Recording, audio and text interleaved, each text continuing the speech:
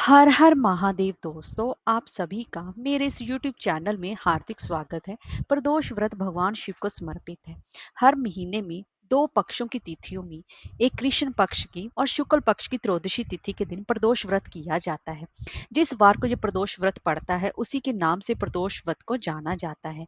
आषाढ़ मास की कृष्ण पक्ष की त्रयोदशी तिथि साल 2024 में 3 जुलाई के दिन बुधवार के दिन पड़ रही है। इसीलिए इसे बुध प्रदोष के नाम से जाना जाएगा। बुधवार का दिन भगवान श्री गणेश जी को समर्पित है।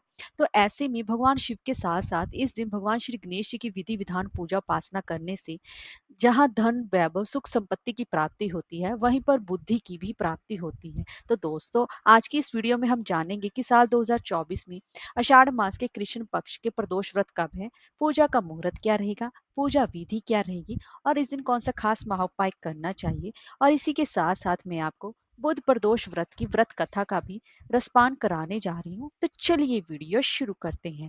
दोस्तों, अगर आपको हमारी ये वीडियो अच्छी लगी हो तो लाइक शेयर और सब्सक्राइब करना ना भूलें और कमेंट बॉक्स में हर हर महादेव अवश्य लिखें। तो जान लेते हैं त्रयोदशी तिथि कब से प्रारंभ होगी। 3 जुलाई बुधवार की सुबह 7:10 से त्रयोदशी तिथि प्रारंभ होगी, जो कि 4 जुलाई गुरुवार की सुबह 5:54 तक रहेगी। तो ऐसे में ये जो प्रदोष व्रत है वो हमेशा ही, वैसे तो कोई भी हम व्रत रखते हैं तो उदय तिथि के हिसाब से रखते हैं, लेकिन ये जो प्रदोष व्रत है यह शाम की समय पूजा उपासना की जाती है। प्रदोष व्रत सूर्यास्त से 45 मिनट पहले और 45 मिनट बाद के काल को प्रदोष काल कहा जाता है। तो ऐसे में यह प्रदोष व्रत 3 जुलाई यानी कि दिन बुधवार के दिन रखा जाएगा और इसे बुध प्रदोष के नाम से जाना जाएगा। तो इस दिन प्रदोष की पूजा का शुभ मुहूर्त क्या रहेगा?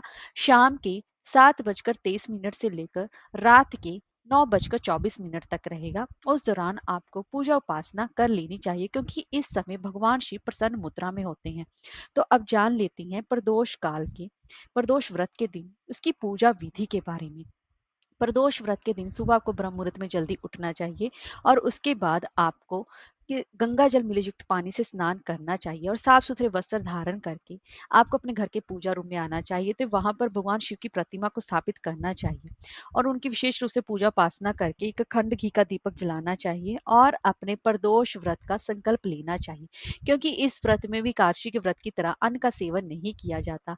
और आप ये व्रत फलाहार करना चाहते हैं या फिर निर्जला रखना चाहते हैं, ये आपकी इच्छा पर निर्भर है। पूरा दिन भगवान शिव के मंत्रों का जाप करते रहे, शिव चालीसा पढ़े, शिव पंचाक्षर स्रोत पढ़े और पंचाक्षरी मंत्र ओम नमः शिवाय का दिन भर जाप करते रहे। और फिर शाम के समय प्रदोष काल में भगवान शिव की विशेष रूप से पूजा उपासना की जाती है। तो उसके लिए आप भगवान अपने घर के शाम के समय आपको फिर से नहा धोकर तैयार हो जाना है, अपने घर के पास के किसी शिव मंदिर में जाना है। तो वहां पर सबसे पहले आपको गणेश जी की पूजा उपासना करनी है, क्योंकि आज बुधवार का दिन है। तो गणेश जी की स्पेशल रूप से आपको विधि विधान से पूजा उपासना करनी है। उनको दूर्वा मोदक और लड्डुओं का भोग लगाएं और उसके बाद माँ पार्वती जी को विशेष रूप से श्रृंगार का सामान अर्पित करें और उसके बाद कार्तिक और नंदी जी की पूजा उपासना करें। और उसके बाद फिर पुनः आप भगवान शिव की पंचामृत से अभिषेक करें। पंचामृत यानी कि दूध दही घी शक्कर और शहद से अभिषेक करें और पुनः गंगा जल से उनका अभिषेक करें और उनकी सभी प्रिय चीजें जैसे बेलपत्र चंदन अक्षत धतूरा उन्हें विशेष रूप से अर्पण करें। ऐसा करने से भगवान शिव की विशेष रूप से कृपा की प्राप्ति होती है। और आज बुधवार का दिन है, अगर पति पत्नी मिलकर भगवान शिव की विशेष रूप से पूजा उपासना करें तो उनका वैवाहिक जीवन भी सुख में बना रहता है। तो दोस्तों, अब जान लेते हैं कि इस दिन आपको बुध प्रदोष व्रत के दिन कौन सा खास महाउपाय करना चाहिए। अगर आप धन संपत्ति में वृद्धि करना चाहते हैं तो इस प्रदोष व्रत के दिन आपको प्रदोष काल में 1.25 किलो साबुत चावल लेने हैं और उनमें से कुछ चावल आपको शिव मंदिर में जाकर भगवान शिव को अर्पित करने हैं। तो बाकी के चावल आपको गरीबों में और जरूरतमंदों में वितरण कर देना है। ऐसा करने से आपके घर में धन संपत्ति की वृद्धि होती है और आपकी अगर आपके पास पैसा भी नहीं रुकता है तो वह भी आपके पास रुकना शुरू हो जाएगा। तो अब मैं आपको प्रदोष व्रत की व्रत कथा का रसपान कराने जा रही हूँ।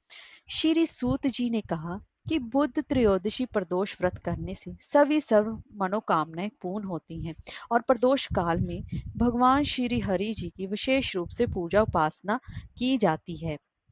और इसी के साथ साथ भगवान शिव को पूजा उपासना करने के साथ साथ भगवान शिव को विशेष रूप से खीर का भोग अवश्य ही लाना चाहिए। सफेद चावल की खीर का भोग लगाएं, या फिर आप उनको साबूदाने का भी भोग लगा सकते हैं, या समा के चावल की खीर का भी भोग लगा सकते हैं।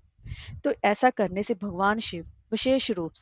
अर्पित भगवान शिव विशेष रूप से प्रसन्न होते हैं। तो अब मैं आपको बुध प्रदोष व्रत की कथा का रसपान करा रही हूँ।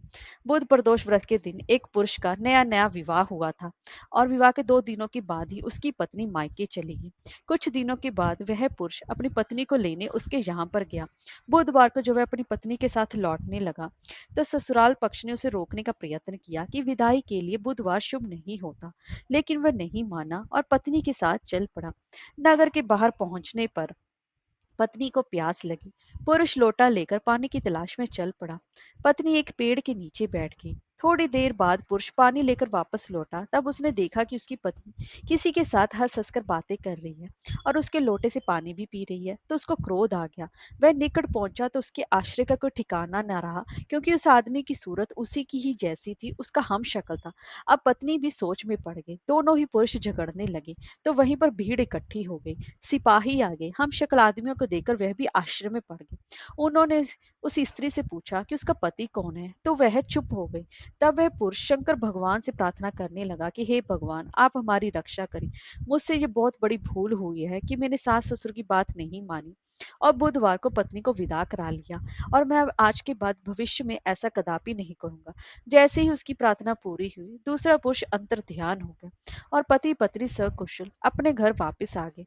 उस दिन के बाद से पति पत्नी नियम पूर्वक बुद्ध त्रयोदशी प्रदोष का व्रत रखने लगी, और इस ऐसा व्रत करने से पति पत्नी में आपस में बनी रहती है और उनका जीवन भी सुख में बने रहता है। हर हर महादेव।